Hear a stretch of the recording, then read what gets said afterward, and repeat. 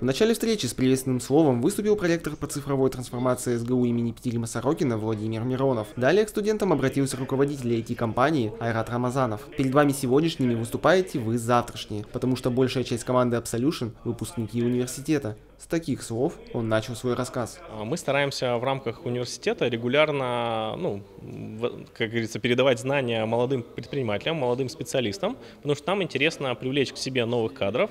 В то же время нам интересно, чтобы в рамках университета рождались новые стартапы, да, которые могли бы в последующем из Сыктывкара развивать наш регион. Посетить встречу «Запрограммируй свое будущее» пришли студенты Института точных наук и информационных технологий и Института экономики и управления. В течение 2 часов с ребятами общались 4 спикера. Они поведали историю зарождения собственных стартапов, представили возможности применения нейросетей и современных технологий как в IT, так и за ее пределами. Также специалисты рассказали о внутренних процессах работы компании, в частности в продуктовом отделе. Конкретно я рассказывал про то, что, не зная программирования, можно зайти в IT-сферу.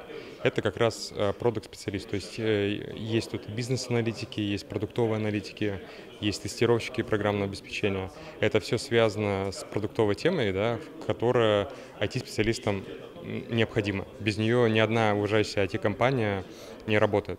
Студенты внимательно слушали спикеров и после выступления каждого из них задавали свои вопросы. Самых активных участников, представителей от Absolution и от университета, наградили фирменными подарками.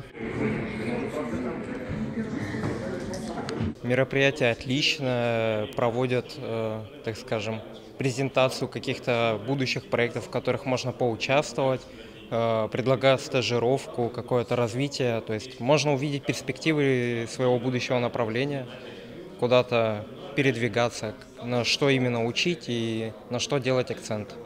После завершения встречи наиболее заинтересовавшиеся студенты подошли к спикерам лично проконсультироваться по узким вопросам в сфере IT. Олег Хохлов, Полина Холодова, учебное телевидение СГУ.